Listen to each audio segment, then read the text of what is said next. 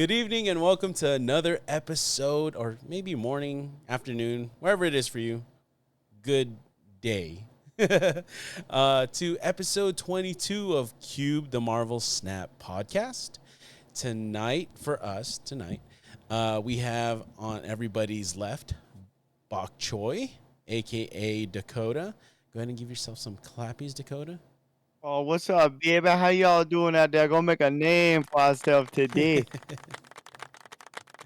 All right. And to everybody's right, we have DarkHelmit, a.k.a. Donald himself, Don the Don.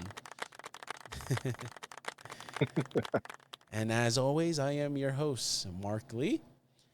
And so He gonna make a name for himself. He gonna make a name for himself today. all right. So tonight we're going to catch up on the past 2 weeks that we have missed. I know we did one about 2 weeks ago. We had some things come up, travel related, and we're going to just try and catch everybody up on what we've missed. So what we missed was basically the opening week of the season. And the opening card for the season pass is Kate Bishop. Now, Kate Bishop, I'll go ahead and read her. Just give me 1 second. So Kate Bishop is a 2-cost, 3-power card. And she's an on-reveal card that lets you add 2 arrows to your hand. Now, she has 4 arrows, I believe, that, you'll get 2 out of the 4. So the first arrow we have here is a 1-power. They're all 1 power if I'm not mistaken, or 1 cost. It's a -2 power, and its on reveal is to switch sides. The grapple arrow is a 3 power. On reveal, after you play your next card, move it to this location. And the basic arrow is a 1 power. On reveal, if you play a card at this location next turn, it's a +3 power.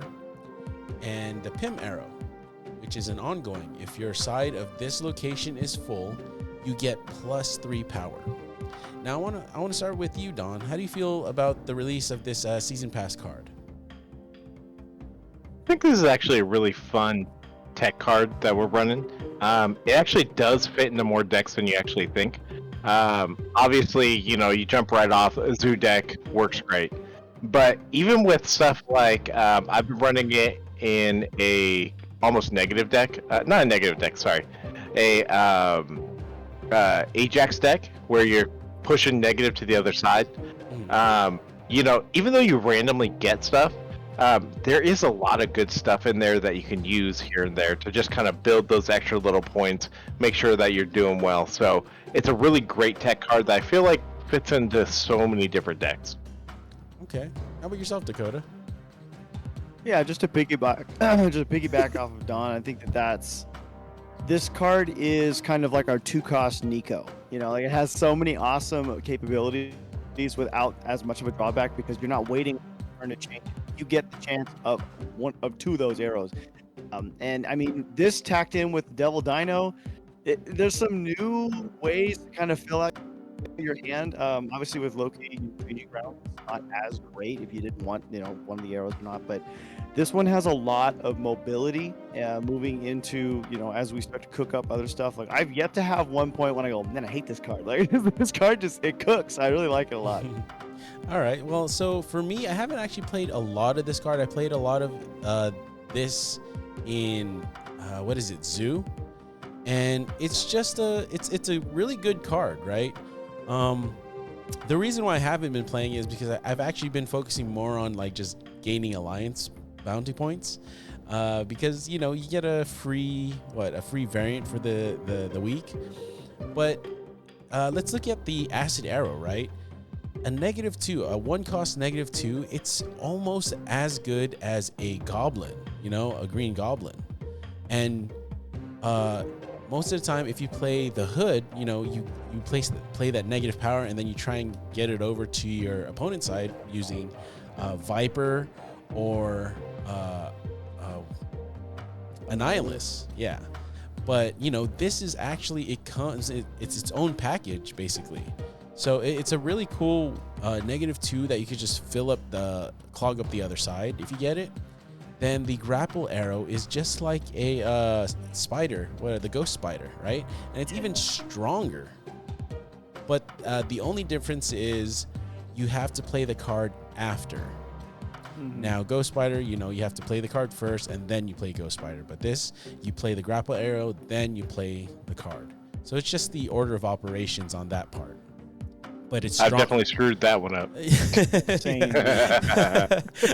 You know what's funny? I thought the same thing when I saw it. I was like, okay, grapple arrow, you'll play it and it just pulls them to you, So it's like, nope, the other way around.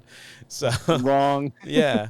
But on top of that, it's actually stronger than Ghost Spider, which is kind of insane, right? It's a free Ghost Spider in your hand. So the next basic arrow is basically you get a Hawkeye in your hand, if I'm not mistaken, right? Hawkeye is a 1/1 as well. Yep.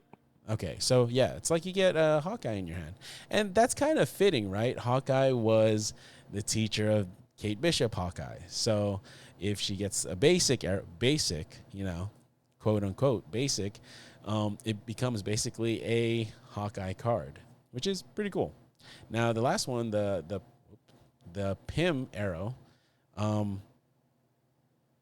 This is just like a weaker Ant-Man, if I'm not mistaken, because it becomes a 1/4, and Ant-Man's actually a really good card because it's a 1/5. So I don't know, like overall, I think the card is very flexible, like you guys are saying. I mean, Ghost says in the chat that Kate is a flex, so it's such a variable card that your opponent has to be aware of once you play. Like, okay, what 2 arrows do I have to be aware of? So it's kind of another thing that your opponent has to think about. Hi, Becky.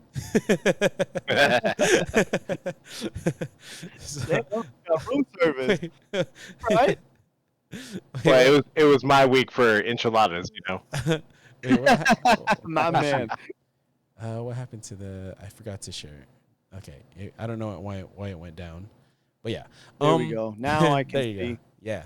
So yeah, Kate Bishop gives you a good start in the game if you play her early, or if you play her late. She's good all around. She's not a dead weighted card, which is a really good card for a season pass. Mhm. So, any last thoughts on your end? No, I mean, I think we kind of hit it on the nail. Like, it's a great flex card. It fits into a lot of different places. Even though you randomly get those arrows, it does seem like they don't actually know which of the 3 you got or which of the 2 you got. Mhm. So they might end up seeing one on their side. They might see a card move. And we know that just being able to move and send something or block someone else's space, like those are huge things no matter what.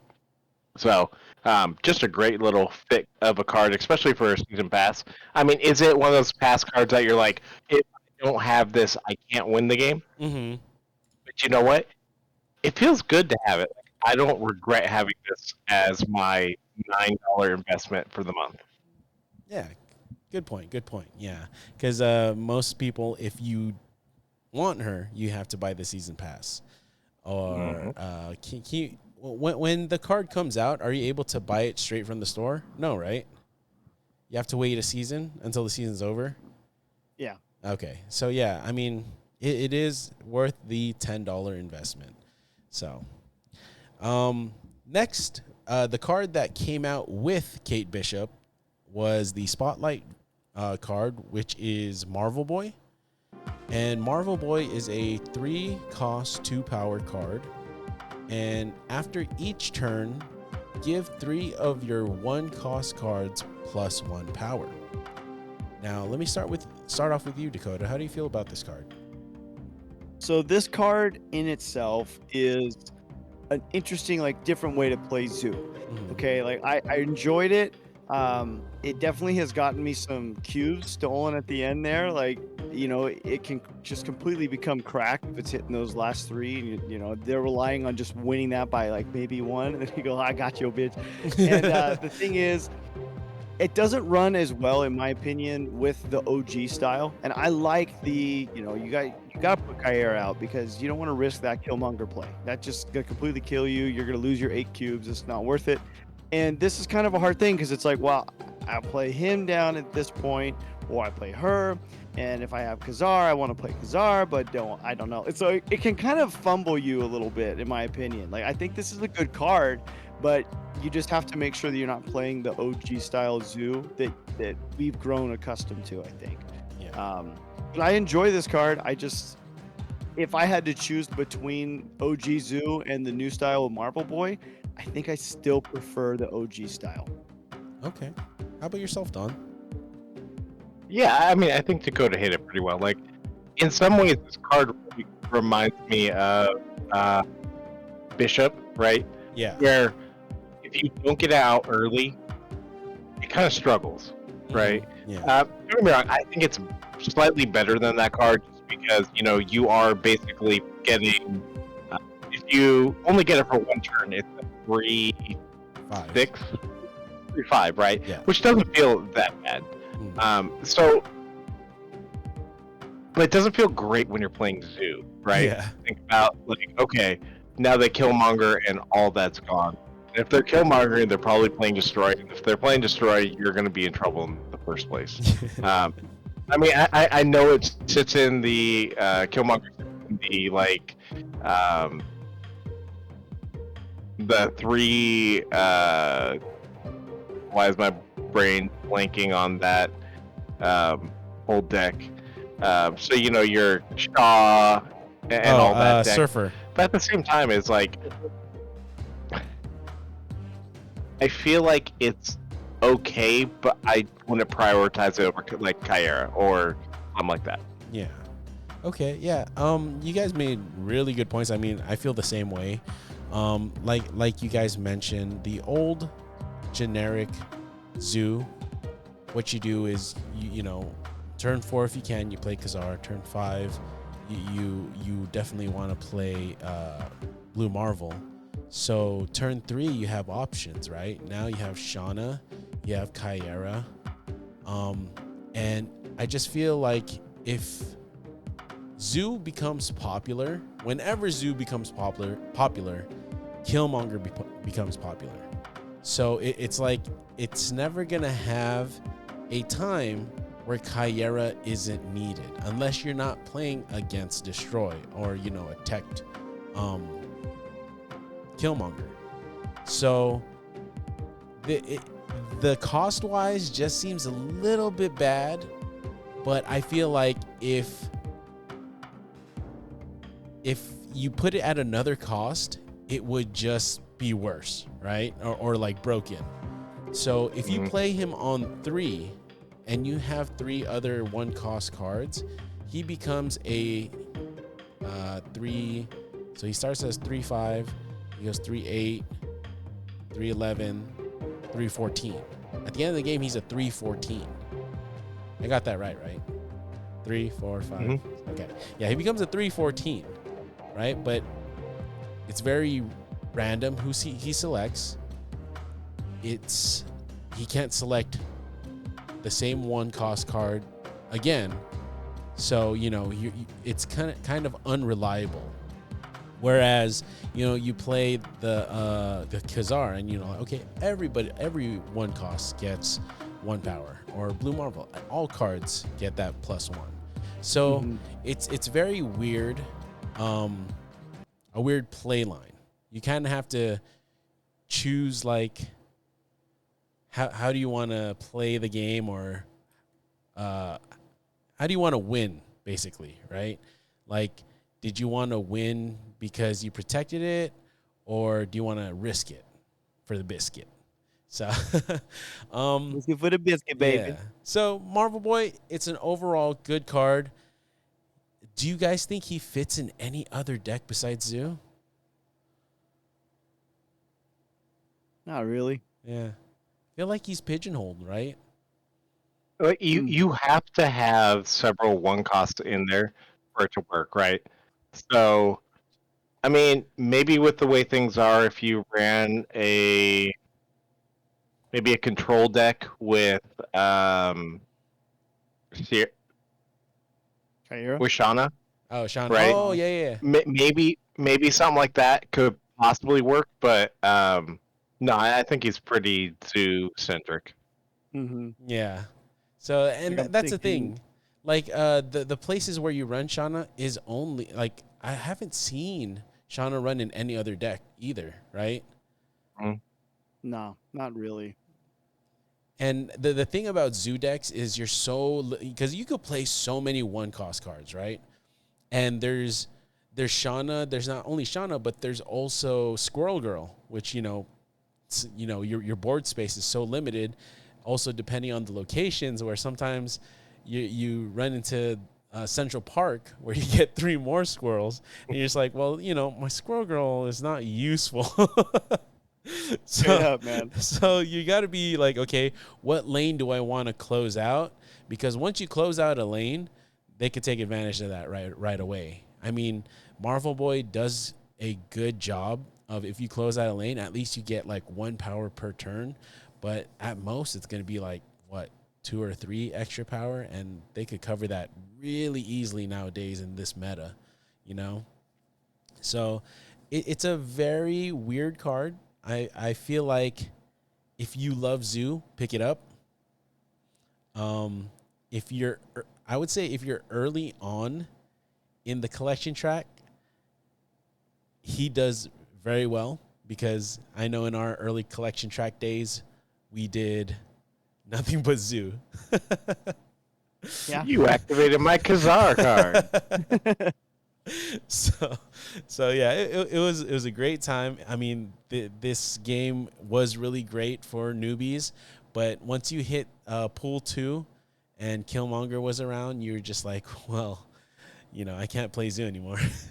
Bro, the most devastating moment ever was when he first showed up. Like that first game where you're like, I got this motherfucker. And you snap, like, haha, and they snap back. And then Killmonger comes out on turn 6. You're like, oh no. Oh no. You're so stressed out, bro. It's the worst. Never forget that. Yeah, it's crazy because when it first comes out, you're just like, okay, cool. You just learned the mechanics of snapping, and then once Killmonger hits you, you're just like, you know what? Maybe now I'll learn strategy. Maybe Zoo needs to be thought out better. Because then Wait, hold on. We're supposed to be learning strategy in this game? Is that what I've been doing wrong this Rule whole time? 1, snap every time. Don't worry about your hand. Just go for it. Because Good luck. before it was like, what is it? Angela on 2, Bishop on 3, on 4 is your Khazar, on 5 your Blue Marvel, and then on 6 you're just like, hopefully I can play 6 ones. Yeah, yeah, just as much as you can. Yeah. So, Marvel Boy, I would say, like I said, early on track, really useful. Once you hit pool 2, probably not as useful, but cool with anybody that loves Zoo. So, all right. So the next card that came out the week after was Wiccan. So it actually came out this week, right? If I'm not mistaken, right? It was Wiccan, because we just started last week. Yeah, it just came out. Okay, cool. So Wiccan is the newest card, and I'll go ahead and read it. Wiccan is a 4 cost, 7 power card, and it's an on reveal. If you spent all your energy on previous turns, you get +2 max energy. Now, let me start with you, Don. How do you feel about this card in general, and have you used it? I feel like this card is a giant buff to Quicksilver, because you're going to be playing Quicksilver with this card, so that you have a 1 cost for sure. And then also Domino, so you know that on turn 2 you have a 2 cost. Mm-hmm. No, it's a it's a weird card, right? I think it has a lot of potential. I've played a couple of rounds of kind of like a blink version of this, and it's worked well. So basically, you make sure you have a Quicksilver to start out. Make sure you have a one cost card. You throw in Zabu because you actually get a chance to play Zabu again, which we haven't seen him in forever. Mm-hmm. You throw in a Psylocke. You put that card in there, and just a bunch of bigger cards, right? With blink, and then you get it out there. You blink that you can blink the next turn. So ideally, it's one cost. You play either Zabu or Psylocke. You play Wiccan, and then you play your blink, right? You get a Yeah. big card out with it, which it could work out really well when it works. The question is consistency, right? Mhm. Like it's like when all the stars align and the snap gods have said, "Here, my son, here is all your cards." It is awesome. In the correct The order. rest of the time, it is like, well, I guess I'm retreating this turn, right? Mhm. But I think it's really interesting. I like that they're trying different methods of getting cards in, right? So this is like, okay, if you do everything right, you get extra power. Perfect. Great. That's awesome. All right. So how about yourself, Dakota? Yeah, I mean, there's so many times when it's like, I think I'm gonna be able to pull it off. This is gonna be the play. Okay, and then location 2 is like Elysium or something, and I go, oh fuck. It's like my energy's not gonna work anymore. This is not gonna be filled. Like I don't have the cards aren't gonna work. It's very much like Don mentioned, where you are either gonna do really well with this card or you gotta retreat because getting the lineup is really rolling the dice. And in my experience, it's like 1 out of the 10 times I've tried with this card would I actually get the payoff because it wouldn't happen. So definitely it's not busted for that reason. So I mean, when I first read this, I'm like, interesting. Like this could be Mhm. a really good, like, we know how good Corvus Glaive is in its niche. We know how good Psylocke can be. We know like ramp cards are huge. And I think that there's a lot of potential with this one. But it's in my luck, RNG is kind of just everybody has their decks that they're good with. This one just fucks me over, man. Yeah. So okay. It's a very specialized card. I mean, it falls under the category of energy cheating, right? Where you're basically ramping out bigger cards sooner. Now, each of those cards have a specific, what is it? Something to activate it, right? So just like Electro, you could only play one card. Now this one, you have to spend all your energy, and I know Don and Dakota mentioned it, where you play Quicksilver on 1, 2 you play Domino. Those aren't good cards. It really good effects for this card, and I've seen people run it without them, but it's just like how lucky do you have to be to get the algorithm to always work for you? And I feel like for us, or I don't know, for me personally, my experience, the algorithm doesn't work for me. So it's such a weird, I don't want to say it's a bad card because it's a new dynamic for the game that makes it fun. Now, speaking from the competitive side, where you got to climb to infinite, will it be something that will help you reach infinite?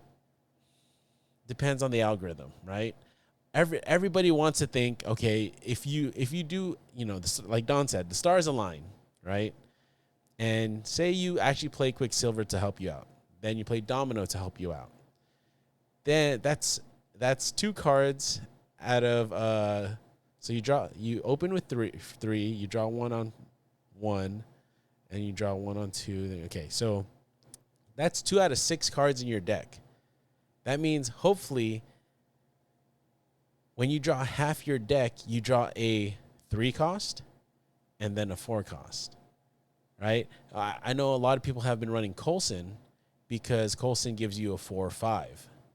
Mm-hmm. But Dakota mentioned, what if Elysium hits you? you got 5 more energy coming out of nowhere, and just be like, well, can I use it all? Oh, So the thing is also people run Loki into it, right?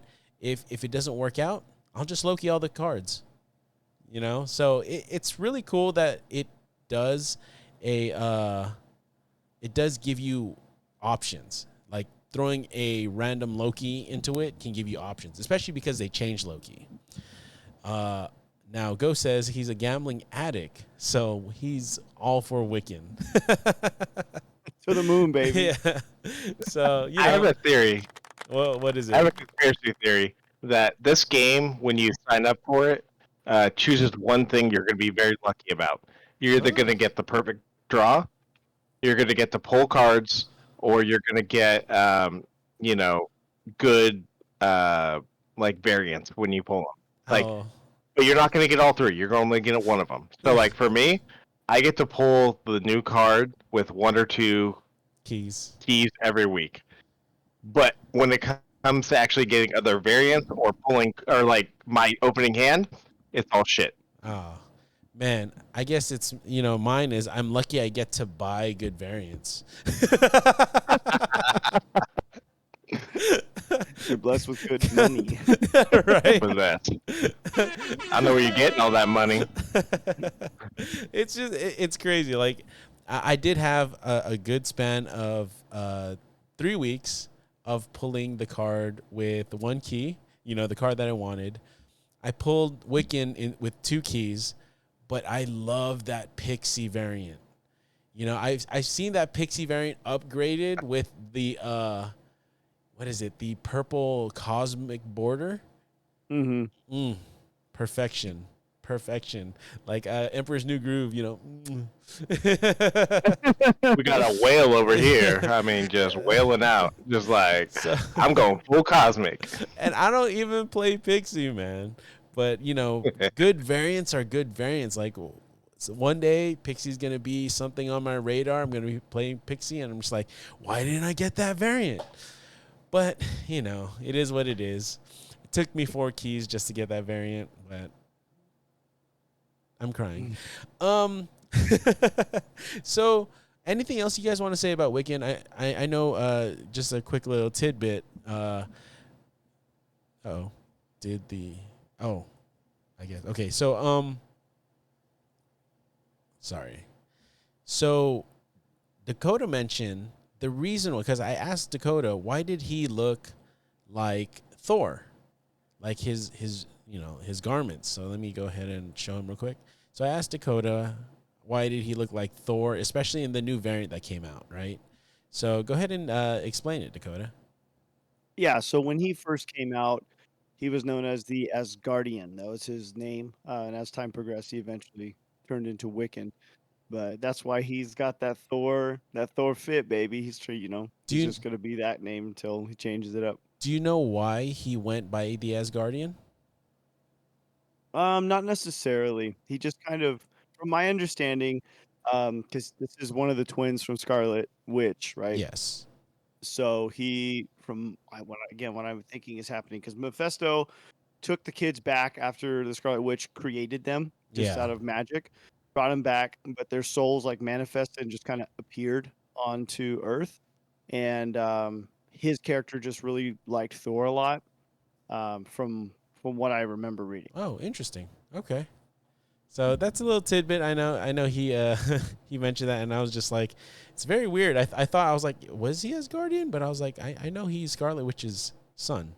So, all right. So the next thing we want to talk about, we want to review the Deadpool League. I know somebody commented on our Instagram like, hey, I know you reported, like you said that they would give us the Deadpool emote. They will. It didn't come from us. It came from them, that they said that, because of how the league worked and the way that people were abusing the system, it wasn't an effective way to show who was actually the top of their league. Mm-hmm. The way that they showed it this time was, did you have enough time? Did you have time on your hand to do the quote unquote hack or whatever, Mhm. the trading of wins. How are you doing, Fantoni? So, Yo, yo, yo. so I want to ask. Let's start with you, Dakota. What did you think about the Deadpool League, their first go around, and what do you think they can improve? So I was working this weekend in Seattle. I was working with Toyota with the Formula Drift race team. And because of that, obviously, I don't really have time most weekends because I'm Ask me busy about to my just, hop on and wiener. do leagues. Fattening just Its for it. system is a little strange on how you were to progress. And my biggest issue is the average Joe, which I consider myself, even though I'll spend money on the game here and there. I Um, mean, I think that's the average Joe. Like, average Joe spends a minimum of like $100 for a game a month. okay, then I'm under average on the Joe. Oh, don't say Don, that to your you too? wife. Are we under average Joes? First of all, I have to say my wife is probably going to see this, so I spend way under $100. Okay, cool. Second of all, I am more of a porpoise. I am not a whale like $100 on this game every month. Well, I You mean, know, that's I would say on average, that's like one bundle a month, right? So, I mean, I guess like many other things in life, I'm below average. So yeah, I think my issue was there's no way for me to compete with the streamers that just were going buck wild. yeah. Um, I mean, when there's no I way. realized the leagues were going on, I checked out on my phone. Oh, it's happening. Okay, cool. We're trying to read how it works, whatever. Close it out. It was 30 minutes. Only 30 minutes. I took a bathroom break. Let's open this thing up and see what it looks like. And I was so far behind already who the first place was. Like, holy shit, how am I gonna even catch up to that? Like, that's not gonna happen. And then, it wasn't too long we found out about if you go on proving grounds and do the point and all that, you guys can kind of get a chance to grow here. I was like, okay, cool. Even with doing that, I still was so far beyond able to catch up that it was just like, this is kind of there needs to be a different mode. I don't know how you would go about making leagues work. But my thought would be that you're gonna hop into a game mode that's could be a different form of the ladder, could be whatever that is specifically about league. Mhm. Um, Again, how is the person that's working 9 to 5 or on the weekends going to be able to catch up with that? I don't know. Maybe you can't. Mhm. Maybe that's one of the downfalls. You're not able to just spend your whole life on this. But most people that play this are working. We're not little kids. We're not really able to stream all day. So because of that, I think that they need to keep that into their mind when they're going about creating a new game mode. They're going about creating leagues. So that's my opinion. I think it was a cool idea at first, but it wasn't really troubleshooted. And we, of course, as a community, banded together to say, let's all try to do our best to get what we can. Yeah. Do you think there's a possible way of linking together not only like people similar in skill, but similar amount of playtime? Yeah, if they did something like that, that would definitely give us a little more of a leg up to be competitive within a league, right? Because Mhm. like if I'm fighting somebody who plays all day, I don't have that chance. There's no way in hell I'll be able to get that. I mean, okay, so I think the thing about this is they create FOMO, right? And the FOMO part of it was the Deadpool emote, Yeah. where if they wanted to make their community happy, I would say that you're going to sell the emote later, right? Then the only people that are fighting for it are the ones that want it free. If you notice that you can't contend with people that want it free and you actually really want to purchase it, just like the Miss Minutes one or the other emotes that they were the what is it? The I don't know. Leonardo DiCaprio Beast, right? Yeah. If you want to buy it, you'll buy it. But as for me, I'm not going to spend, what is it, like $50 for an emote. So if you actually just throw it into like the the cycle of those where it's just like, hey, you could purchase it later on, or you could get it for free. Then leagues wouldn't feel so bad. It wouldn't be like, oh man, no, I have to play it to get this. But if they said, okay, yeah, but if you don't get it and you actually just really want the emote, we'll sell it to you. They make money, you get the emote if you want it.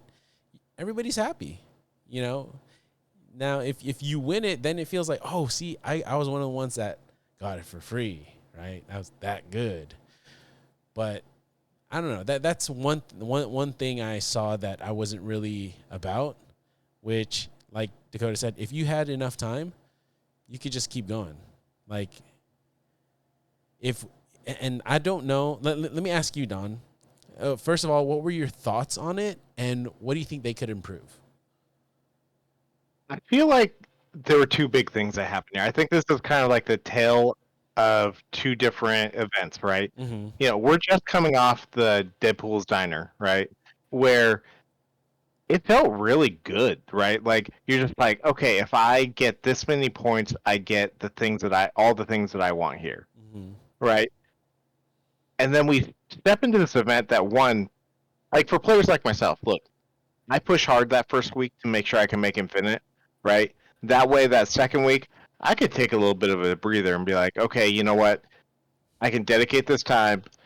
I can do real life stuff, right? Mm-hmm. I can go take care of that in my second and third week. And then, but keep playing and have fun. I feel like this falling in that second week and then it was rough, right? Yeah. And then you have the people who can play all the time who are just, you're never going to catch them, ever.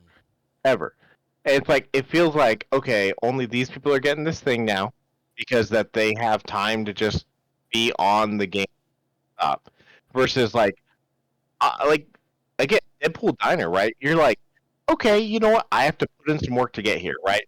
I'm going to play, but ultimately, like, first walked in, you're like, oh, this is a lot. And then you get into it, you're like, it's not so bad. Mm-hmm.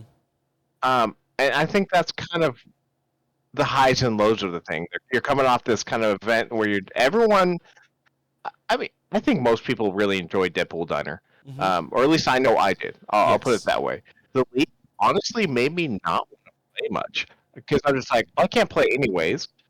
And, even when you find the hack, you're like, okay, so now I'm logging in to play a game I like to have fun with, just to leave and leave and leave and leave and take turns leaving. It's like, okay, that's not why I play this game. I play this game for fun, Yeah. right? Um, and to do a whole week where I'm just having to sit there and be like, well, I guess I'm gonna leave a bunch of games. Like, it kind of sucks. Yeah. It defeats the purpose. It does. Now, I know they're gonna take everybody's feedback into consideration, and they're gonna change things on how they produce the next league. Now, what kind of fixes come to mind that can't be exploited, can't be abused? Because for me, for my thoughts on it, I can't think of anything. Right?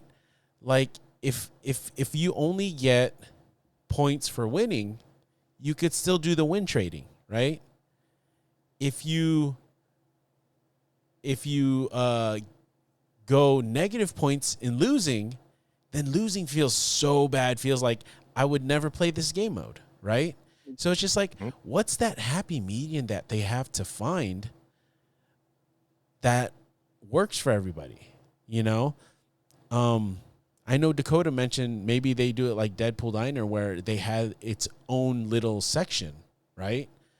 But same thing like I'm talking about now, like how do they quantify those points? Because that's the biggest part right here. If it's a league that's based on points, how do you outweigh somebody else's points and not make them want to play the game? Not just, for trying to gain something, but for fun, right? Nobody wants to play a game where it's just like if you lose 2 games, you're 5 games behind, Yeah. right? So Do you guys think of anything that you know comes to mind at the top of your head? Okay, this is kind of out there, so you guys can shoot it down. I'm a big fan. This is gonna sound weird, but I'm a really big fan. Call of Duty, Sticks and Stones. You guys played this? Is that the Anybody? wager one? Yeah, it's from it's the Black Ops. I think Black Ops 1, Black Ops 2, all the Black Ops games had that. Mm-hmm. It's very high risk, high reward. If you lose by anything really, the whole idea is every time you're going up to fight, it's kind of like Deadpool Diner in a way where it's like you are risking losing everything, your entire rank. Every time you beat somebody, you go up one, and when you lose it all. I know that sounds crazy, but it's like if you have more of a high risk, high reward league thing where you're like you get to a point where say at like 5 wins, you're secured. And then you know what I mean? Like it's a very intense where you have to like it's cutthroat fighting.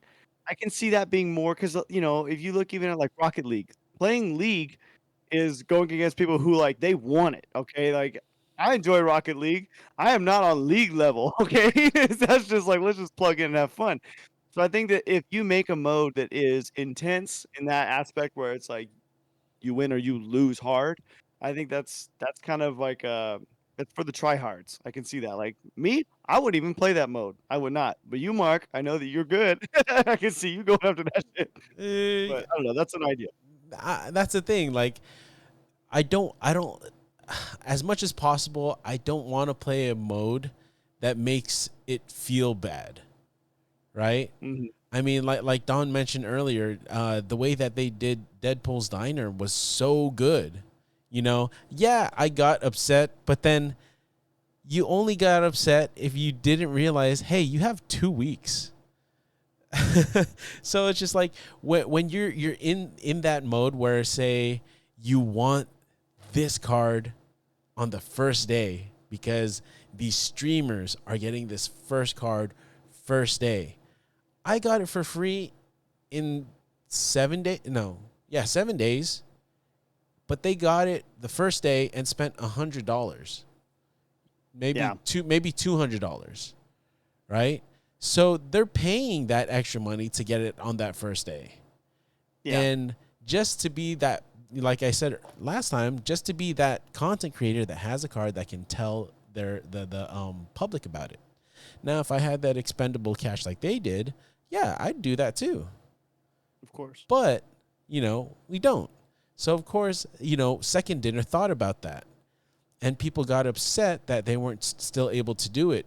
But if you actually played the game mode like, what is it? Like the ladder, you would actually come out ahead more than behind, right? Because they gave you these Bub Mart upgrades where they're just like, hey, this is like a checkpoint, right? You know, before you go to sleep, risk it all. If you win, great. If you don't, go to sleep. 8 hours, you'll have your you'll have points back Outside, to wager. touch grass. Yeah. Yeah, so that felt good. We're just like, okay, cool. I could take a break. I suck. Oh, dude, that was the thing. Like Don and I, we did a green pool together, and I was like, okay, I gotta drive to the next store. It's gonna be a couple hours. By the time we get back, I'm gonna do a Hail Mary and go for it on this one. Yeah. And that's what took me to the next level, baby. Yeah, Because yeah. it was like, I don't. If I lose, I lose. But I went for it, and it's like, Yeah. dude, the bubs. That was so. The diner was so good. Yeah. It felt bad to lose, but it didn't feel awful. It didn't feel like defeating. You're like, okay, I know I got another shot at this. Where Yeah. like, I'll tell you, the leagues like, you lose a couple of games and you're just like, well, I guess I'm not doing this. And in addition to that, like, most of these game modes have been opt-in, right? This isn't. It wasn't opt-in. It was very much just like, well, you're playing this. So every time you're playing a game, it's like, and you lose, you're like, well, there goes 150 points. I'm at 0, but what does that mean? Like, but there goes those 150 points. There goes those 200 points. That goes 100 points. You know, it just it gets that negative, like, I'm done. Yeah, okay. I did, I didn't even think about that. You know, say you opted out of participating. You know, just mentally opted out because you were already put in a league. You can't be like, yes, I will join this league. You know, and I will try to do my best. Right? No, you were already put in a league. And say you're messing around, you're like, I don't want the Deadpool emote. It's just an emote. Everyone gets a border and a if you do mediocre, you get a variant, right? But you lose a game and it says right there, minus 50 points. You're like, yeah, you don't got to kick me when I'm down, you know? So Welcome to the gulag, baby. Yeah. Speaking to like trying to improve this mode, I think there are a couple things, in my opinion. I think one, make it opt-in, right? You decide to go compete. Okay. I think you have tiered systems like so many other things. So you work your way from like bronze to silver to gold to master, right? Yeah. Each league you get something different, And I wouldn't say necessarily like an emote, right? Especially like a Deadpool emote, which everyone's gonna want. Mm-hmm. But like titles or even like avatars wouldn't make a lot of sense. Like these very exclusive avatars or titles where you're still showing it off, you're showing that you accomplished something, but not necessarily like an emote where it's just like It could it's be a Deadpool emote. flaunted. Everyone's gonna Yeah. want a Deadpool. Like, come on, Deadpool facing backwards with the little finger in his mouth, going, "Oh," right? Who doesn't want that emote? Like Yeah. Praise God, everyone, baby. right? I So, agree. so if you go that route, where you could still have stuff where you're showing off that, hey, look, I did this, or even some of the borders, right? You can earn a border. I think those kind of things would be better off, and people wouldn't feel as bad, right? Where they're like, well, I guess I'm not getting that. Mm-hmm. So a tiered system, you work your way up. So naturally, the best players are going to end up in that like master gold league, right? Where they're facing off against each other. You're going to have people down in the bronze leagues where, again, the reward isn't going to be as good, but at least you feel like you can win a couple of games. You're playing against people on your level. Yeah, and that's the thing. I like the idea behind that you're playing against people your level, right? Or around your level. And I agree that uh, the prizes that they should offer, like say it's opt in, right? If they want to give out an emote, everybody who opts just to opt in should get the emote, right? Now, if you want a prize, of 1, 2, 3, however many, I like the idea of it being a title, being an avatar, being a, like you said, a frame. But because those are things that like you look at, I don't know why this keeps doing this. I'm sorry. It says on my end it's because you minimize. Oh, I see. Okay. So I don't know if that's the thing. I've Even just if you been do something like, I think something they could easily do is around the avatar, creating another border around there, right? Yeah. That says, "Hey, this is what I've accomplished." Right? It's just like when you kind of get those random borders for pulling the spotlights, right? Mhm. Get a border with it, or you get a border on an avatar. If Yeah. you could get a border that you could put on any avatar you want, or something like that, it's going to show, hey, I was in the last season, or this specific season, right? And you can customize those out and make it still be a desirable thing that people who really want to be, the go hards, like Dakota said, will get for pride, which would be nice. Yeah.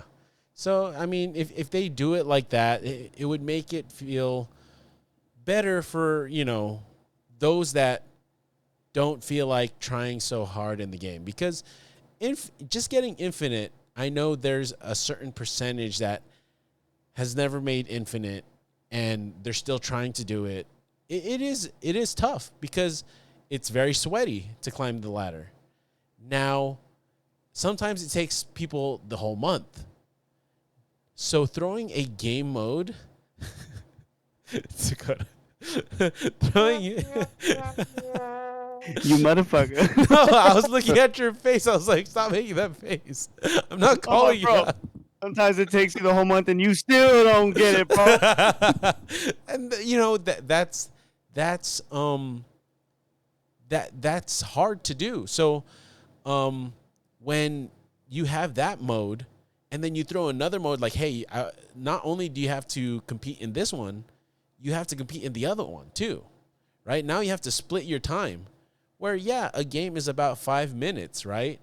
But it takes more than one game to get to infinite. So it's like you're gonna have to constantly play the game, split your attention, and knowingly split your attention because okay, what am I fighting for here? Am I fighting for infinite? Am I fighting for the league, right? So Reach. so I don't know. It's a weird thing. Like you guys, like Don, you mentioned again, Deadpool Diner. It's fun. It didn't interfere with trying to get to infinite because it was just a fun mode. If you were getting rocked on the ladder trying to get to infinite, play some Deadpool Diner. Calm down, right? Yeah, earn as much bubs as you can. It will refill later. Yeah. That's how you felt. And it's like before now that Deadpool's Diner is gone, it's just like in Conquest. Oh, risk everything in Conquest, and you could always get another ticket later on. Yeah. Right? There's no stress. Mm-hmm. Proving grounds, work your way back up, have fun. Mm-hmm. So if they can make leagues like that, I feel like they would have a more successful time. Even if they wanted people to pay in some way, right? To opt in. You could choose not to do it. You could opt in for $1, right? Or something like that. And What if you wagered like gold, right? Oh shit! Depending on how much gold you wager. Don't give him these ideas. Think about it, right? Yes, gold. But you do a league, right? So there's a 1 gold league, right? Oh, okay. There's a 10 gold league. 1 gold. There's 1,000 gold league, right? Yeah. Winner take all, right? Then you're opting into what you're doing. But then that's actually that's actually gambling now, isn't it? So pretty much what it is. That was what the Bub Mart was, but right? But you didn't have to buy it though. It's only gambling if you lose. No, it's only gambling if you spend money. Because we each got the variant, right? Spending no money, right? Sorry, not the variant. We got the card, but we also all got the variant, right? Yeah. Okay. So, and we didn't spend money. It just took us that 2 weeks, Yeah. Mm-hmm. So it's just like, hey, give us an option: spend money or time. I'd rather do time. Yeah, don't spend money. So you have a free league, you have a credits league, you have a gold league, you have a league where you put up a card. I don't know. Jeez, this is getting expensive. I will get rid of all of my Dan hips and I'll wager all the Dan hips and the pixels. as I take these motherfuckers. Look at these bitches. All right. So the last thing we're gonna go over really quick is the OTA, but we also want to talk with you guys in the chat. I know Fantony is giving us a deck, and we definitely want to look at it. So we're gonna go over the OTA that came out today, really quick, and then we'll get on it. So the first card that we have that was updated was Angel. And Angel was a 1/2 card. Now it is a 2/3 card. Now, I don't know if this does anything to Angel. It can't be Killmongered anymore. It gets 1 more power. I guess it's better for Venom to eat. But what do you get? What do you think about it, Dakota? It's trash, man. I don't know what the heck they were thinking about doing this. Honestly, he wasn't played before. Putting this, okay, cool. We got a little bit more power on him. I'm not going to take anything out of that destroy build to put him in it. Like, I don't see that being beneficial. Now, with the Airsham decks, right, I can see if you have because it's adding, well, we could talk about what changed with him. But if he's showing up and you're still doing like a destroy Airsham, yeah, I mean, it feels a little better to have additional power. But in reality, this is like, what are you doing? Why do you even try with this card like this? So in my opinion, it's kind of hot garbage. How about yourself, Don? Okay, hear me out. Something crazy. Okay. fits into a C3 Oh, because okay. we're in the middle of. Again, I know, it sounds crazy. Interesting. We're Okay. running in the middle of a zoo-centric deck, right? Yeah. You have this card, you have a Killmonger. You make sure you have something that you can just get rid of. It pulls it out. You've just played a free 2-cost card. I know it's crazy. Okay. I don't know. This thought just came to me, so I'm gonna be playing with it later. I don't Okay. know. Is it trash? Yeah, it's probably trash. But you know, I'm trying to put lipstick on this pig. You know. Okay. Okay. Yeah, I see that. So yeah, we'll look into that, and that should be interesting. So look out on our Instagram. Maybe Don will post something if he finds something very juicy. So the next card that got updated was Airsham, and Airsham basically he just changed from adding 12 cards to your deck. Now he is adding 15. So go ahead and speak on this, Don. I think so. Obviously, the idea is that it puts more cards in, so you are less likely to pull the cards that you put into the deck, Yeah. right? Every time I played an Airsham deck, that hasn't happened. They've either pulled their Loki or they've pulled their Blob, like every single time. Yeah. Every single time. I was playing Destroy earlier just to get some bounties done, and I put an Airsham deck that had 2 nulls, and I was crying because they played their Loki and then they played 2 nulls. And I was just like, what am I supposed to do? Uh, I think the theory of it works. I mean, obviously, it makes Cassandra Nova a little bit better against that specific deck. Yeah. Um, but we'll see how it goes. Obviously, we've seen a drop in the play of Airsham in the first place. Yeah. You know, once Cassandra came in, everyone was playing Darkhawk. You know, it really did change that deck a little bit. So thankfully, we're not seeing it as much. We'll see what the future holds with this little change here, though. But in theory, it should be. Yeah. What are your thoughts, Dakota? Yeah, I agree with Don on this one. I think that the additional cards hopefully puts a little more disrupt on their play line that they picked because yeah, I mean, they always seem to get the cards they want. It's so frustrating to fight against Airsham when you don't have anything to really counter him, and it pretty much just results in you having to leave whatever cubes were snapped on because I don't get the upper hand with Airsham. It's rare. So, not a fan of that card. I don't know how much this is gonna hurt him. I could still see him being a problem. I don't know if they really have a good answer to fix this. Hopefully, this kind of, you know, kinda keeps things moving smooth, and you're like, "Okay, you didn't get that Loki, you didn't get your null, whatever." We'll see, I'm hoping. Hmm. But, yeah, that's how I feel about it. It's still a thorn in my toe. And that's the thing, right? Just because you're adding more cards doesn't mean that there isn't a chance that they won't draw Loki on turn one, right? Where Mhm. if they draw Loki on turn one and they want to play Loki on turn two, then they can. And basically their 15 plus 12, 27 card deck becomes a regular size deck with a severe decrease, in cost, which Oh, yeah. you're already getting bonus energy. Now you're getting decreased cost too. It makes Loki makes Airsham kind of broken. Oh, big time. Mhm. So just those 2 card combos. Like if you draw Loki turn one, you're just like, okay, snap, right? So Over. yeah. So I don't Pretty know. much. Just having a 2 card combo where they're just trying to lessen the algorithm of it happening multiple times in a row. And I get that. How else if they want to keep this mechanic of the game, that's what they're going to have to keep doing. If the the percentage goes lower, then it's easier, I guess. I don't know. It will have a less win rate. So, I don't know.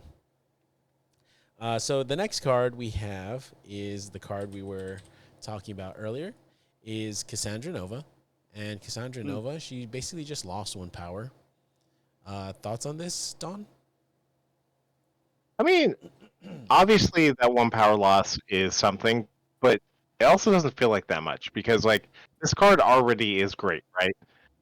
If you play it on turn 3, it's a 3/6, right? If they play one of the cards that got, a power taken from it, it's a 3/7. If they play another one, it's a 3/8. It could be a 3/9 possibly, right? Yeah. Which feels good for what that is. Like a 3/9, if they play all the cards, like the discounted cards, it feels good. Like you're not going to play it later in because it's not going to be as powerful. So it feels. I like the card. I like kind of where it's at. Its ability to take out specific decks is there, but I mean, there's always a card that can take out a specific deck. Yeah. I mean, if you have armor and if they have armor and you're playing destroy, well, you might as well leave, right? Like there's always a card that's just going to be that automatic counter. So I think I don't know how overpowered it was in the first place, but it feels okay. Yeah. Yourself, Dakota? I think this one actually really coincides well with the Airsham because now that you're getting additional cards, having this card go down in 1 cost, maybe it was too busted with the additional couple cards that got added into Airsham. But in reality, this card's still kicking. I mean, this one is a good defeater to Deadpool. It's disgusting, man. Oh, If you're yeah, doing destroy and someone Cassandra's you, and you don't have them in your hand, you're like, dang it. yeah. Every time I destroy him. There goes that play line. That's great. So I mean, it still cooks. Cassandra Nova is an awesome card, probably one of my favorites at the moment, just because it has such a good disrupt, and you get to beef up it a little bit. I mean, if you play that with Absorbing Man, you get a lot of pump in that play line. I like that a lot. So I'm cool with it going down 1. It's not too drastic. I think she still has a good potential to be just a force to be reckoned with. So yeah, I like her. Yeah. I think the change to her, like you said, it was necessary. They nerfed Airsham by adding more cards into the deck. So that means they add more power to Cassandra, right? So take out her base power. So if you take out her base power, I mean, they only took out 1 base power, but Airsham gets +4 cards, right? So she's still getting way more power than he's getting nerfed, or yeah, whatever. But so it's a nice kind of balancing. We'll see how it works. I mean, like Don mentioned, we don't see too many Airsham nowadays. When I do see him, I'm just like, yo, you're still playing Airsham? Get good, kid. No, I'm just Amen, brother. Amen. no, I mean, Airsham. It does take skill to pilot an Airsham deck because you're getting random cards. It's like always playing with what is it, Triskelion? Triskelion, District X, a little District bit of both. X. Yeah. So I mean, it's like always playing with that, and you can never come up with a strategy, so you have to think on the fly. So That's why I'm so bad with that deck. Thinking. Ugh. So I mean, yeah, Airsham. Like I don't like Airsham because I don't like thinking on the fly. I actually like knowing what's in the deck that I'm running. That way, I can be like, okay, do I have a counter to this? But they snap when you're on Airsham. You're just like, do I have a counter to this? I don't know. If it's not in my hand, I don't know. Any card could be in my deck, even copies of the same card that I have in my deck, which is insane. So, the next one is Lady Deathstrike. So she changed from a 5/6 to a 5/7. Dakota, anything like drastic about this change? The fact that she has the complete rewrite I mean, before it was anything less than her, Yeah. right? And I miss that because she was really disruptive and caused some havoc on anybody that you were going against. I mean, 7 is a pretty high stat. it's not as intense as it used to be with everything. Like I've always said, the inflation of Marvel Snap Yeah. power is going up on a lot of them. So it's not too drastic, but I do miss the old style. So for her to go up one cost really doesn't change much. For me personally. So Okay. How about yourself, Don? Yeah, I mean, she fits mainly into a destroy archetype. Um, Having the one extra power is nice, but I still don't see her play going up that much Yeah. just because of that one extra power. Yeah. And honestly, I feel like because she's a 5 cost, she like I don't know. I feel like that doesn't work because I would rather play a Venom Carnage combo on turn 5 than her.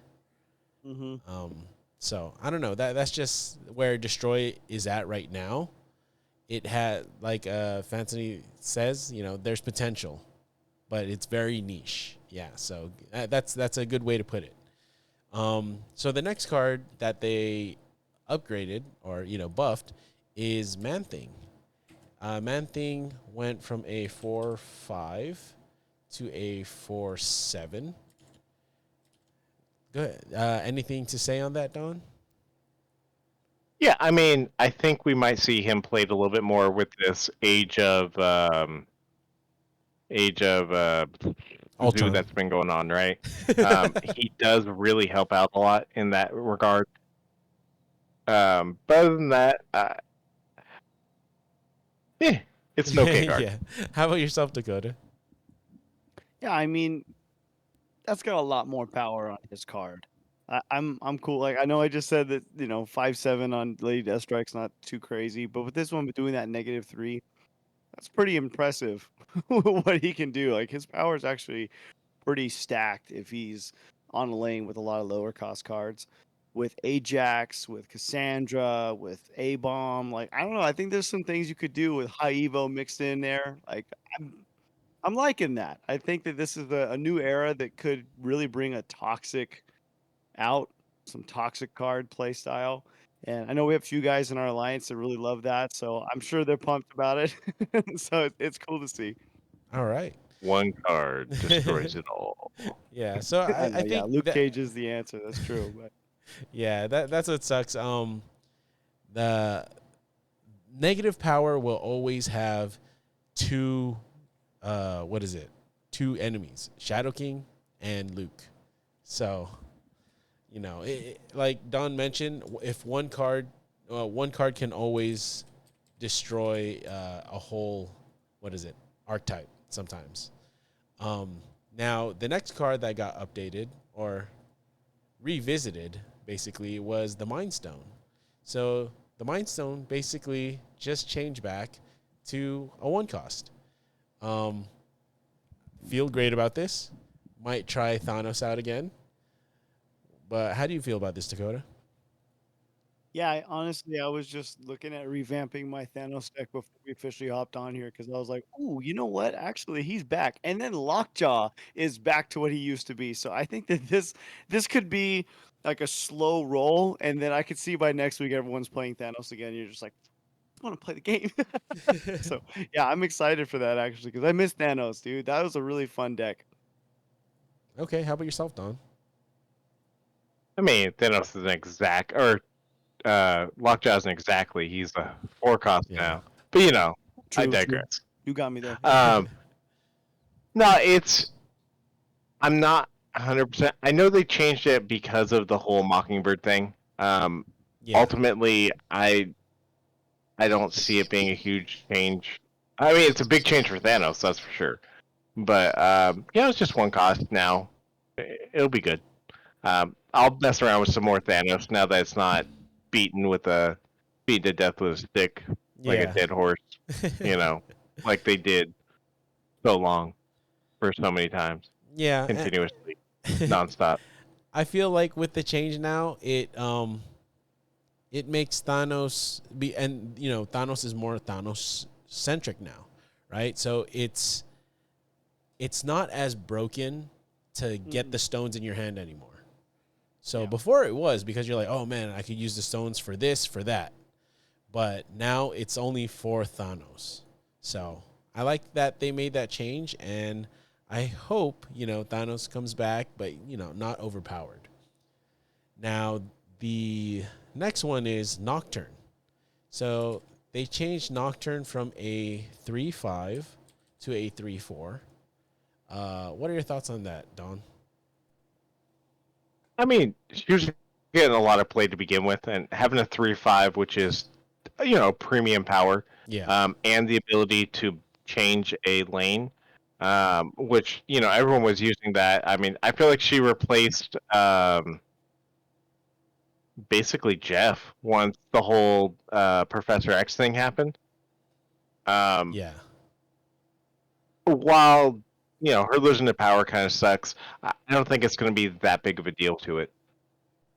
And just to hop on what you just said, I feel like Jeff isn't even it anymore, right? Like Jeff had such a niche thing against Professor X that now that anybody can move things in, like you said, Nocturne just takes Jeff's spot. There's not really anything that, besides playing Jeff as a second card after Sandman has been played, I don't think there's any other thing that Jeff can do that Nocturne can't. I mean, I guess you could play Jeff directly on a location you can't play in, but Dennis's throne, right? Yeah. Like, I mean, you can play it there. Oh yeah, that's true. And you said the throne. What was it called? Thanos' throne? Yeah, Thanos. Or a throne room. That's what it was. Yeah. So I mean, that's very very niche locations. Like you How often do you get it? Yeah, exactly. So it's very weird, but on top of that, you could just move Nocturne in there and just turn it off. So yeah. I mean, you have more applied uses with Nocturne than Jeff nowadays. But what do you think about the change, Dakota? I don't feel too bad about it, just because maybe it balances it a little bit more. Mm-hmm. There's been times when that 5 stat is just, it's hard to contest with, so I'm okay with it. Yeah, I know, which is rare for me to say, but I'm okay with it. I kind of like this. You're not flipping tables. I know, right? I'm curious to see how this is going to play out in the next few weeks. Because this 5 cost, there's been many games where just me moving her, not even like, I just go, hopefully whatever location she changes doesn't screw me. But as long as I have that 5, I win. And that could be overpowered, and I could see that getting a nerf for a reason. So yeah, I'm cool with it. But I agree with you guys completely. Like, she's taking Jeff's spot completely, dude. Like, I don't rarely see Jeff anymore. The only time you do really is if the Sandman deck is rolling out with whatever they're playing. So yeah. And we have been seeing more Sandman, and he's actually the next card we're going to talk about. But like, nobody's really running Jeff as much anymore, right? He's being replaced with better cards, like better 2-cost cards, like White Widow. So it's kind of, it just sucks that he kind of lost his niche because Professor X was changed. Hopefully we see another change in Professor X, making Jeff great again. Make Jeff great again. Jeff great again. Maja. 2024. So yeah, it's something hopefully they can get back to, because Jeff Week is coming up. So hopefully they do something with that. The next card we have is Sandman. He changed from a 5/7 to a 5/6. Dakota, how do you feel? Maybe it's just because he's been wreaking havoc so much with that new deck style that's just been, before I got out of the ladder, which praise God I'm out of the ladder, that thing was killing me. So Yeah. I don't know what's been going on in the ladder. I've been playing Conquest for my bounties pretty much ever since I've been out. So haven't really come across it, but it was rough. Yeah. Whenever I came across that deck, I was like, oh, great, here we go again. And then by turn 4, they snap, and you're like, I don't think I got it, and you just bounce. So maybe he's overpowered, and they said, we're just 1 cost less contestable. So we'll see. See what time tells. Yeah, it makes sense. I mean, with Sandman coming back, maybe we run Jeff again. Thoughts on Sandman, Don? Yeah, obviously they've reduced him down 1 point. He's went up when they changed his effect from being like permanent to just the next turn. Yeah. He went up what 3 points or something like that. Yep. So it's just a small adjustment. I don't think it's gonna, especially even for that deck. I don't think it's gonna be that big of a deal because the effect is really the thing you're looking for. And a 5/6, while not great to play, it's not that bad. Yeah, it's a really cool aspect of the game where you're like you're limiting your opponent. But I feel like in Conquest, once you do this, you're just like, okay, well, I just gotta play around the Sandman, and it's easier, right? The place where it catches you off guard is when it's on the ladder. So, really good Yep. card. It's typically played in Ultron nowadays. So hopefully, yeah, we won't see too much Sandman, but it is a really niche play style, which I enjoy playing against it. I don't really enjoy playing it. I enjoy playing it when I get the fill all 4 locations or all 3 locations. So, you just play Ultron, everything fills up. You got to play 1 lane only. So the last card they updated was Thena, which she went from a 2/1 to a 2/0. I'm gonna speak on this card first because I love this card. I didn't always love this card, but I love this card now because of the application of playing multiple cards a turn, especially with a Kitty Pride deck. And on turn 5, you're always hesitant to play. If you played it down on 2, then on the old power level, you would get it to 210 by turn 6. That means they could Shang-Chi it.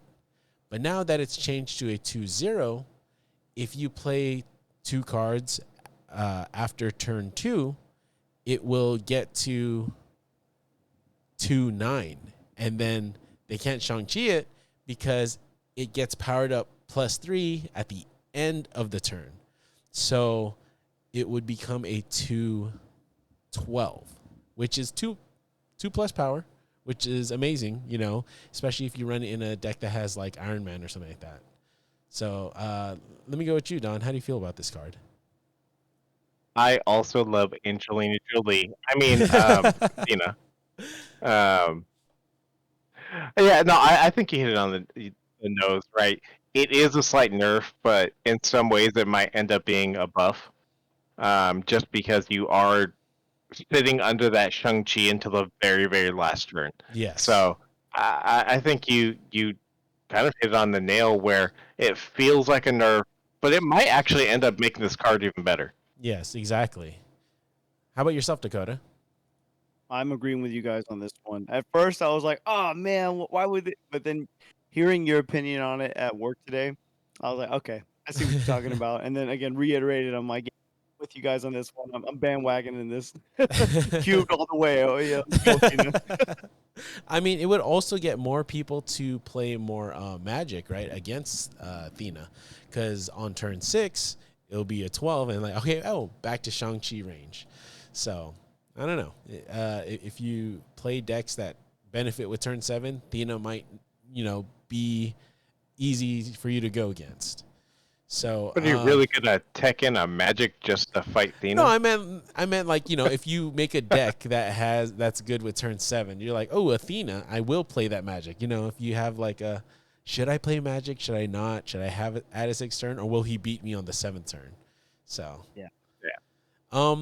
So the last thing we want to do is we want to look at our chat. I know chat was going off today. We appreciate you guys, so much just participating, especially Fantony, Ghost, and then Sully and Joe. We appreciate you guys being in the chat. But love y'all. Fatony, I don't know. I keep saying Fantony. Fatony showed a deck that he wanted us to look at real quick. So I'm just gonna say the. Actually, no, I'm not gonna say the deck. I'm gonna put the deck in the deck builder, So, Ooh, that's better. I like yeah, this. yeah. So let me show the screen. So, okay. So the first card he has is Nebula. Okay, and then he has Psylocke.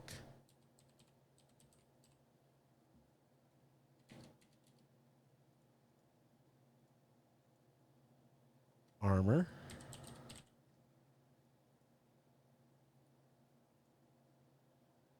Zabu.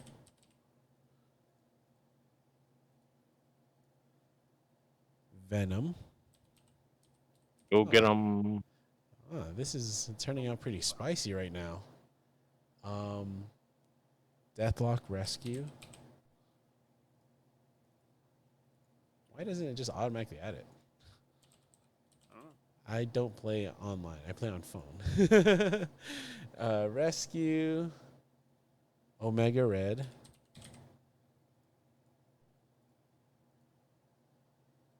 Phoenix Force.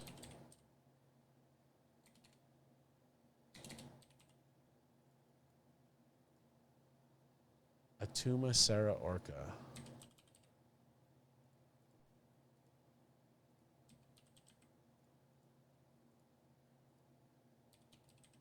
Okay, and I just want to read what he said alongside this. He goes, ideal line is to use Zabu or Psylocke on 2, play Rescue on turn 3, then destroy Rescue on turn 4, revive Rescue into an empty lane on turn 5, then drop Orca where you revive Rescue for 16 power, and then you move the Rescue of whatever lane. So you have a 19 power bomb, movable bomb. Tough deck to pilot, but it works well on ladder. So let me go ahead and move this so you guys can see it real quick.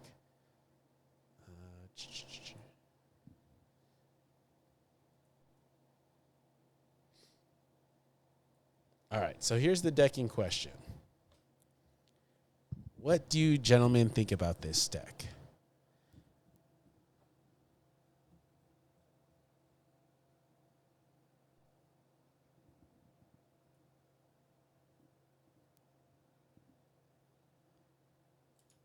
I get I mean, where I the think armor's coming from with Atuma, Mm-hmm. but at the same time, trying to do a Phoenix deck with armor is a It's little challenging. yeah. So I can see where like people would it would work well on ladder, but you have to draw correctly. The thing about this one is if you don't draw correctly, you have to leave. Right? Mhm. Oh, so Atuma is a backup revival target, which is cool because Atuma destroys himself, right? And then at the end of the game, you could just move him into an armor lane. The thing I kind of go by, what's his name? What was the top Singapore streamer that we always used to watch? So Lambie? Lambie, yeah. So the thing about building a deck, I mean, a deck works if it's 50%. It has a 50% win rate. So if it has a 50% win rate, it's probably a good deck, right? And it's not hard to get a 50% win rate with a deck. You know, if you're a good player, you could pilot it well. You draw the right cards. 50% is not that bad. Kind of any deck can work. You know, you win one out of the two every time.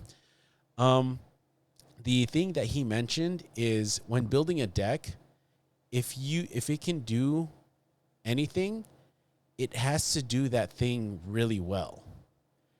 And the only downside I see from this deck is just it has a lot of moving pieces. Yes, it could be very cohesive, and it's a very spicy cook. You know, if I do say it so myself, like I've never seen this cook before. It's very spicy.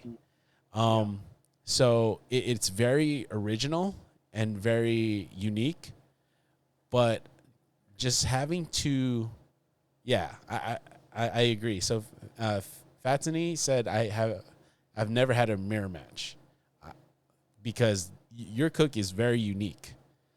and it can be misconstrued as like, if I don't get the right draws, I can't do anything. So that's the only thing I see on it. It's a really cool looking deck.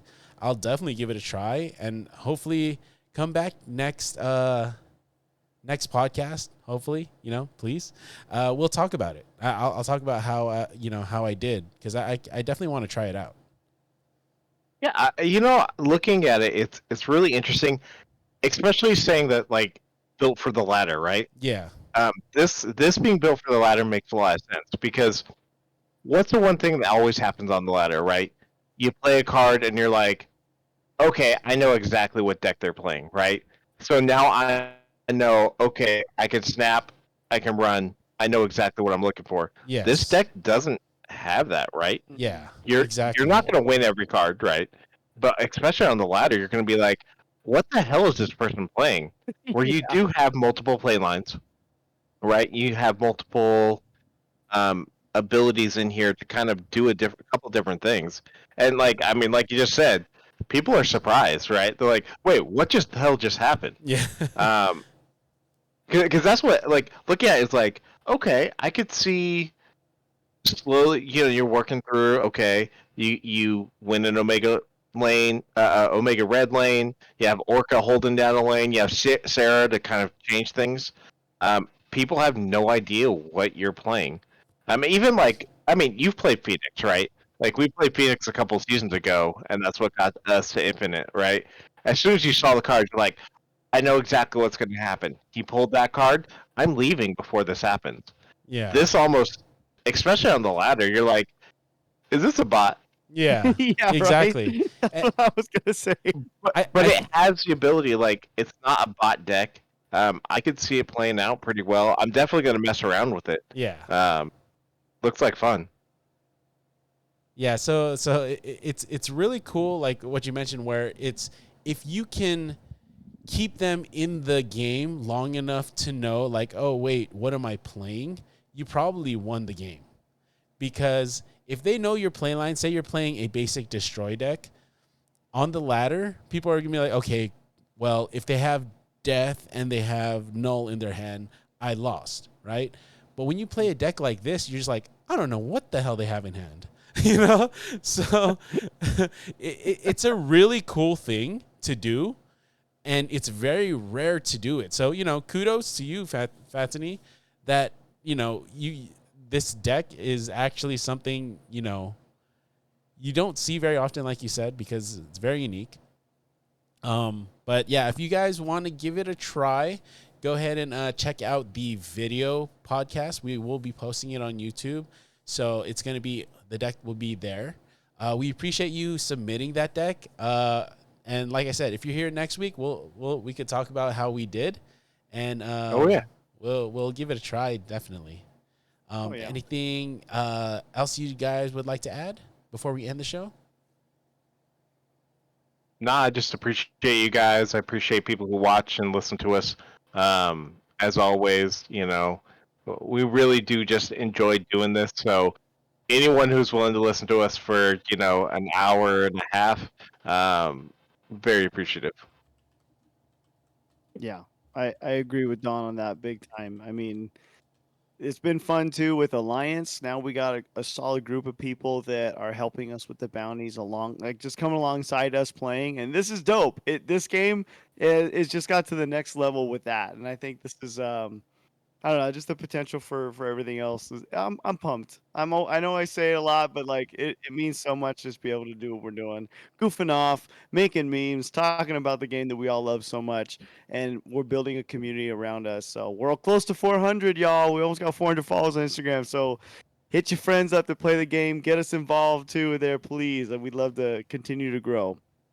Yes. So again, on IG, it's at CUBED, the Marvel Snap podcast. So like Dakota mentioned, we do memes on there. We appreciate you guys following. We try and do this podcast at least once a week, at most once every 3 weeks. Or at least once every 3 weeks, but we try. So we just with scheduling and everything, But we appreciate you guys following, coming back. We appreciate all the love you guys, even just comments, even if it's hate comments, I just, if we're doing something wrong, let us know if you feel we're doing something wrong. But, we try and be as honest in the game as possible on like how we feel about things. We try and spread out information that we find just so that everybody's aware of it. Everybody benefits with all the free stuff that they give out. Everybody loves free. So again, please follow us. Please look on YouTube, like, comment, subscribe. You know what they always say. And we will catch you guys on the next episode of Cube, the Marvel Snap podcast. Have a good night. Peace. Bye bye. Avito say.